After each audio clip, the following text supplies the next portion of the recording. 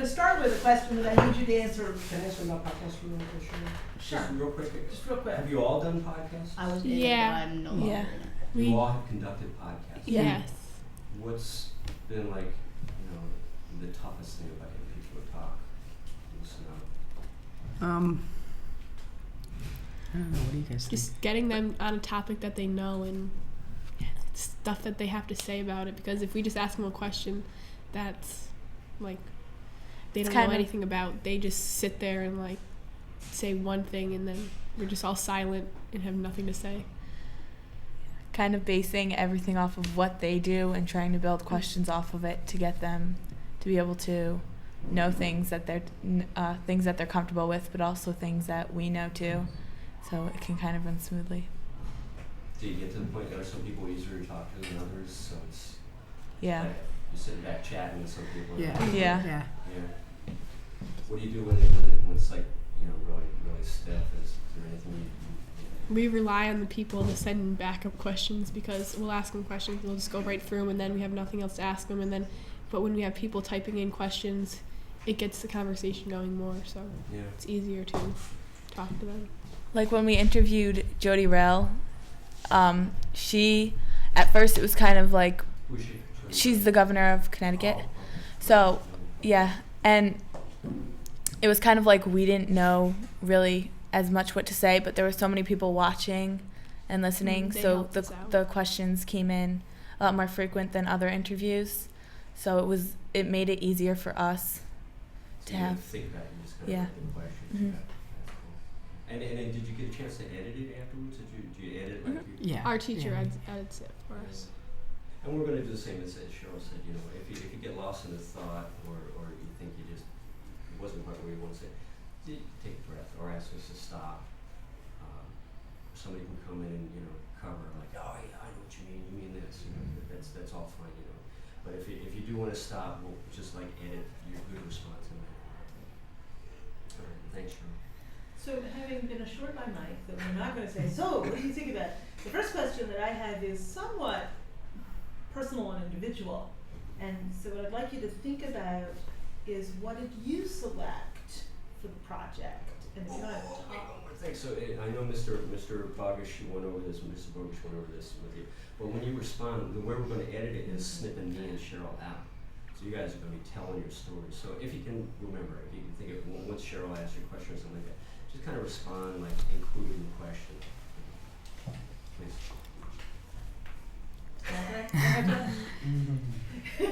Okay.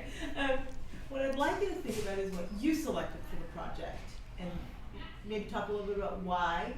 And I'm going to focus you toward a couple of particular examples. So if you want to start big picture, I'm really into video gaming, raising giraffes, whatever. And my favorite site is girafferaising.com. And I put that out there because because what makes this distinct from all the other web archiving projects is you guys. The folks at colleges and universities are making choices about what to say, but there's a different perspective on the world.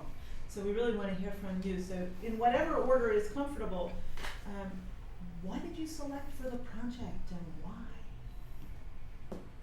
I selected a bunch of film and animation sites because I'm into film, animation, video editing, that kind of stuff. And so I tried not to pick like all the sites that I used. I tried to pick the biggest ones that are most important to me in my lifestyle. So yeah, that's been it. Like I didn't pick the website where I go and buy cameras and stuff. I picked an animation website where kids my age post videos and stuff that they make. That stuff. Can you say more about that decision making? Well, I tried to, instead of picking ones that I may use often but don't really reflect what I do, I tried to pick ones that I still use a lot. Also ones that that reflect what I do and how I live, my lifestyle. The site. I'm sorry. Okay. The website that I chose, which was my favorite, it's called Academy of Dance 1, and it's for our dance studio. I've been dancing for 13 years, so it's kind of a big part of my life, and it's one of my favorite things to do. So it kind of represents me and the things that I do.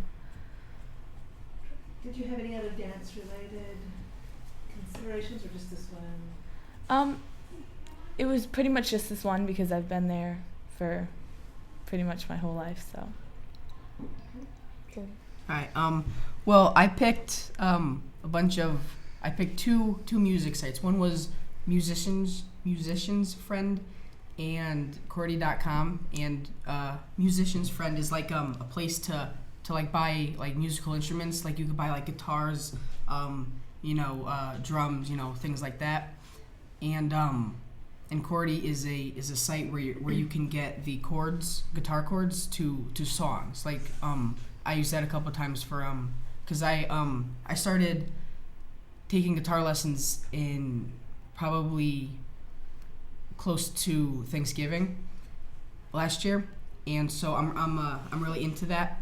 So that's what I use a lot. I did a lot of the music websites like iTunes and MTV because you can see all of the different music videos and different types of music, and I like listening to music, so I use those ones too. Listening.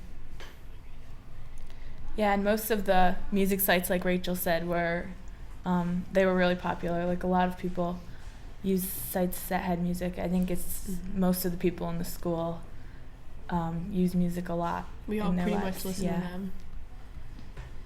Was there any sense when you were working of, you said a lot of people in the school use these sites, was there any sense that you're representing you, but you're also in some sense representing 8th graders at Moran Middle School? Did you talk to people outside the program? I didn't really talk to people, but I know that we all pretty much live sort of similar lives, but then there's parts of us that make us different, which some of the websites that we archived, no one else in the school even knew what they were because they're all different. But most of them, we all pretty much, I bet there's one website that everyone archived because we all live similar lives. Were there any cases where you had to discuss as a group? Was there any group yes or no, or every individual got to do so much and you got to do whatever you want? I'm just wondering how you organized your choices. It was mostly the individuals got to work on what websites they wanted, but there were a few rules, like certain websites. Certain websites you could not do because they're just too big, like Wikipedia, of course, Google, YouTube. Like the most of the really popular websites we could not archive, which kind of stunk. But at the beginning, we had to put everything onto a spreadsheet, and we just looked at everything over and made sure that there was no one that did the same websites, like they were duplicated or anything. And then from there, we would each make sure that we each had close to an equal amount of websites to archive, and then we put them all in over like a week of time or stuff like that.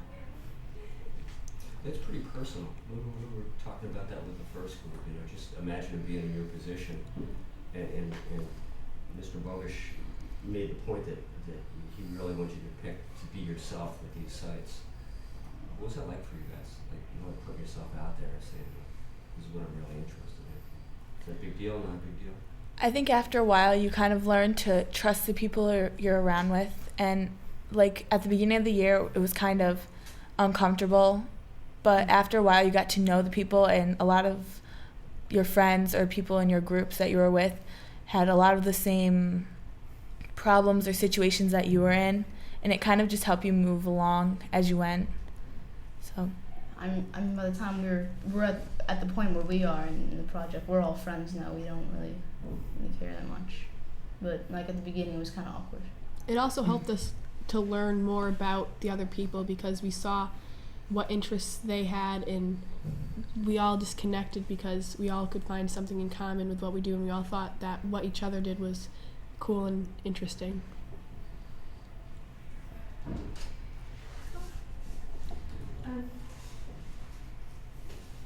we want to walk through archive it or No, actually, I think we're okay with that. yeah. Then let's not drag everybody through. Continuing to talk about your process, you said you started with the Google spreadsheet as part of your organizing. Can you talk more about how you organized yourself and then how you actually input the information and what you were looking for as you looked at the spreadsheet? Actually, did we talk about like the big picture, like what the project is? Did we talk about that? But and what we're kind of discussing between ourselves is we had this whole plan where we're going to have you show us how to use archive and how you archive websites. But we had the first group to that. I don't know if we need to do it again, but we really are interested in you telling the story to other people who don't know about anything about web archiving, let alone archiving. Like you telling me, in words, what the assignment was, how it's different from other assignments you get in other classes, what the tool was that you used. Is that fair, Charlotte? Mm-hmm. Anybody want to start on that? Well, just talk about the project. The really big thing about this project is that Mr. Bogusch explained it to us really well. It's that when you archive a website, it's being preserved forever as like part of the history of our planet and our people. So you're like archiving, you're like writing history. You're like writing a history textbook. And someday when we're all gone, some six-legged creature could come down to the smoking remains of Earth, go down to the basement of the Library of Congress, pull out this file, and see, oh, so this is what people were like 3,000 years ago. Yeah, I definitely agree with Josh because I mean your math homework you don't save that in a fireproof box and pass it down through generation. But with this it's part of history now. So I mean it's permanent. It's cool to know that what we're doing now is going to be seen by other people, because what we think about it is, oh, we're just doing a worksheet now and no one's ever going to see this. We're just making a video now. No one's going to see this. No one's going to care. But if we watch videos or anything like of what people did before, like we learn in history, we find it interesting of what life was like then and how it's different now. So I think when kids in the future see what we do now, they can compare it to their lives and see how much different it was now than before, because we think life's not going to be different when it is, because we can see from before it was different from now. And I think it's just interesting that other people are going to be able to see what we do and what websites we went to and everything. So. And Shirley, you kind of get into process, right? Just the actual details with the worksheet, or. But yeah, at some point. It was not difficult, but it was kind of challenging experience because it was kind of a long process. At the beginning, we brought the whole group together and we opened up the Google spreadsheet and we chose the 3 topics, which was shopping, entertainment, and social networking. And then once we had the 3 of those, we'd take our initials and we put them in the spreadsheet and then document the sites that we had. And then at the end of the day or 2 days later, we would look at them and see if anyone had the same ones or if they were different ones that we didn't know about. We could discuss them and stuff. And then from there, we would go to the archive it site and we'd add the seeds and everything. And just a few days ago, we ended up going back and just making sure that we had enough details and all of the sites that we put in. And then that was pretty much the whole process. And we just kept going through every site that we put in. Can you talk about that, the details? What do you mean details?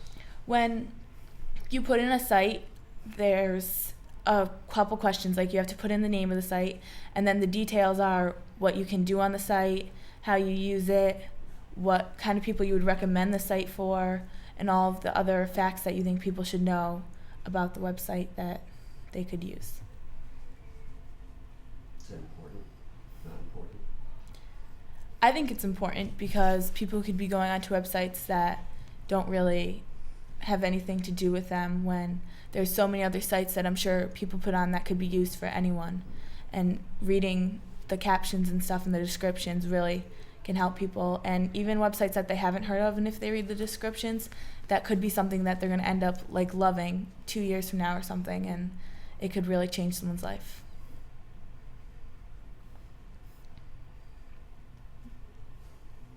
Anybody have anything to add about that? And you all went through the same process, but you went through it as individuals, so if you had anything to add. And we have a sneaky interest in it, and that's that the Library of Congress is a library. And whole divisions that are into adding this additional information. We call it metadata. You may or may not have heard the term. It's descriptions, but they have formal descriptions and formal fields.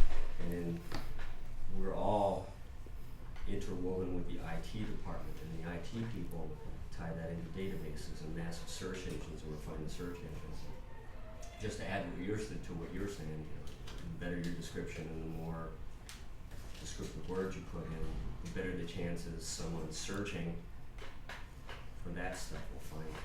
So, yeah. Well, and just, going around this table, you have 4 very different interest focuses.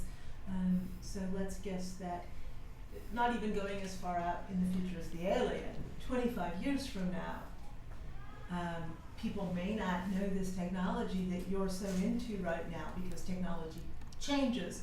So talking about why you chose it gives us that context. I'm looking at some of the old pictures and items over there that Mr. Bogish had. Without knowing anything about them, it's really hard to know. I'm looking at to the left of the turquoise frame. What's she doing? And without close study and some context, I don't know. Or who she is, or Or where it who is, she or when it is. was. Yeah. So the descriptions are really important because if you're gonna have a website, and let's say I'll use an example. Now I have to think of one. Let's say we use let's say Yahoo. Yahoo's a website. It's got a bunch of stuff on, but I know most people mainly use it for email. And if you were to just look at Yahoo, you'd think email is a very small part of it instead of the main purpose of Yahoo. But if you were to read the description and it says the most important aspect of Yahoo is that a lot of people use it for their email, that would change the whole way you look at the website. Nice example, thank you. And going again to the pictures, like one of the people, I'm not sure who it was, but they put in one of the sites American history, and in the description it talks about, you'll see it's talking about the people, the things that the children were expected to do, and all the things kind of that we learn now. And so that's something that someone else could be able to see and learn about just from reading the description, and then they could want to get more interested in it. So someone else took the time to put that information, and it helped you Yep. Yeah, in the helped future. us. Yeah. There's a connection.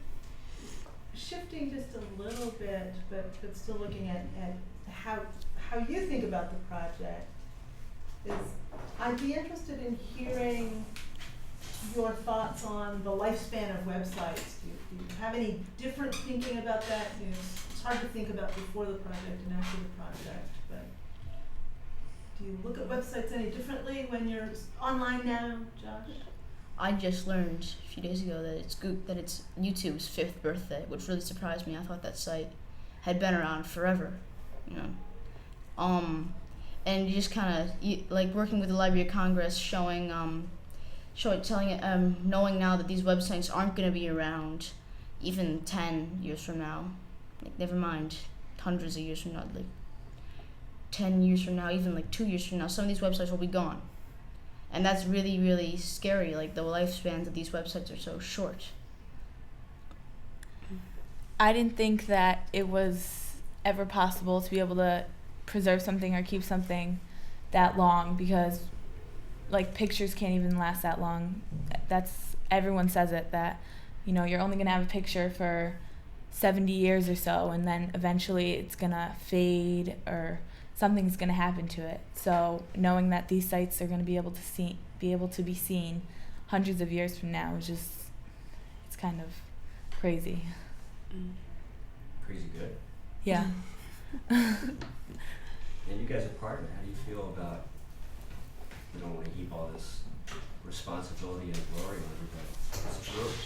I think it's cool that people are going to get to see what we've done and what we've archived in the future, and I think it's cool that we got chosen to be a part of this, because there's people out there who I don't even know. They're just why we got chosen was because we have interesting lives, and but our lives reflect, or the websites we go to reflect us, and they reflect us as a person and how we live our lives and what we see, what we do, and all that other cool stuff. So I think it was cool that we got chosen to archive this stuff, and people are going to get to see what we've gone to hundreds of years from now. So Yeah, and it's really, really big because who knows, maybe later on we could all be an exhibit in a museum and little kids be running around and running around through like a little playhouse of what life was like back when we were kids. And it would be really, really, it's like almost creepy. Can you say more about that?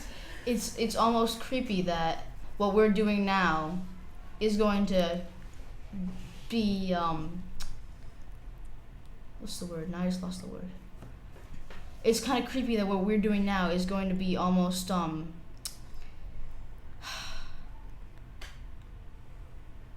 sorry. Okay. It's really creepy that what we're doing now is almost gonna be like the template for what kids our age are doing. It's almost creepy that what we're doing now is going to be the template for what people think kids our age are doing.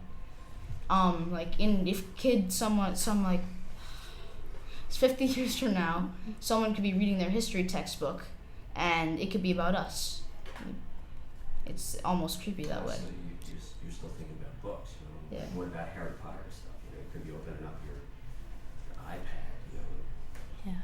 There's your stuff right there. I don't think people really realize that we're going to be history in like a couple years. Like the history books we read about, they think that's all fake, but in 100 years from now, we're going to be those history books, and they're going to be learning about our life, and theirs is going to be totally different from this, and they're going to be reading about what we've done as kids and how our life was just, how our life was just different from theirs, and how we've lived ours and how it's different from the way they're living theirs then. So basically, we're history now. We're building ourselves up to be in those books and what everyone's going to learn about in the years to come. And they're gonna think we're fake. It also gives us a really big sense of pride, but also knowing that our teacher wanted to take his time to actually do all of this stuff with us. So it kind of gives me a really big sense of pride knowing that our teachers care that much about us to be spending extra time after school doing this rather than making a lesson plan for the next day or doing other stuff. So it feels good to know that.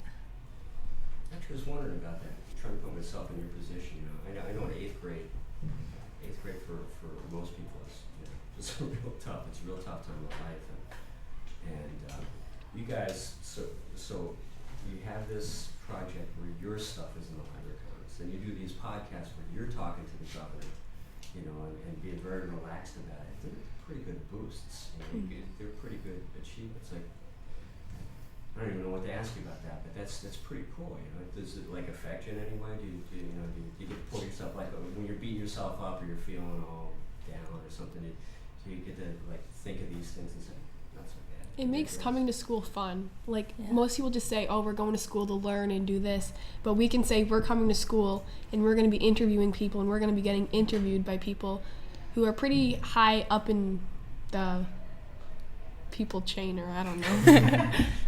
But it makes coming to school really fun because we know we're not going to have a boring day. We're going to have a lively day and we're going to get to do fun things. So being in Mr. Bogush's class is like being in preschool again. Because I know when you're like a little kid and you're going to preschool, you're like, yay, I'm going to school, I can't wait. And then as you get older, you're like, oh boy, school. And then you go to Mr. Bogush's class, and it's like your little kid again. You enjoy coming here, doing all these unique activities, doing everything differently instead of just boring worksheets, homework, textbooks. And the world's looking at her. Yep. Yeah. What's that like? A big deal? It's a pretty big deal. I know. it's just a really amazing experience. Like, I think everyone should be able to do what we're doing, being able to interview people, being interviewed now. Mr. Bogish spent so much time just getting this done for us, and Getting it all set he's up. spending so much time for us, and I think he is my favorite teacher. He's done so much for everyone. He like devotes his life to us and does everything for us, and if everyone should get a chance to be able to do what we're doing. Yeah, I think like this experience is so unique. I mean, when I tell my friends who aren't in this school, don't know what we're doing about this, they don't like comprehend it. They're like oh yeah, that's cool. I wish I could do that. They don't get how big it is because they're not doing it. And it's like one of those you have to experience it to believe it things. I bet most people probably don't even know about this and don't know that this exists, but since Mr. Bogish, he does his research and he finds interesting things to do that he lets us learn about it and us be a part of it. So I think it's amazing. But Cheryl, that's it. You guys are preaching to the choir now. Because Cheryl is all about getting this out, making this bigger and better and getting the word out, getting more people into it because of how effective and how cool it is. And I guess along those lines, to kind of wrap this up, the application for next year's project went live this week. So we're very, very, very actively planning for the next program year. Advice, things to keep in mind, things that Mr. Bogish did that were so great that you would offer that as advice to somebody else tackling the program, or things we should do differently. Well, I know there's one thing I didn't like about the project. I didn't like it had to be after school because some days I couldn't come. Actually, most days I couldn't come. I had to catch up, kind of, because I have other stuff after school that I have to do, like karate, guitar lessons, that stuff. But it would be a lot better if it was, say, during lunch, like lunchtime leaders is, or during 8th period. So you'd love to see it integrated into your school day. Yeah. I think it was overall a really good experience, but I think if I had the chance to do it again, I would love to do it again, but I think everyone else should get to experience it before someone that already did it got to do it again, because it's like kind of a one-in-a-lifetime chance. I think everyone should be Yeah. able to do this. Yeah. Because it is an amazing, and it just shows our life, and it shows how interesting us as kids are, and I think it's cool that people in a million years are going to be able to see what we do. And it's really cool.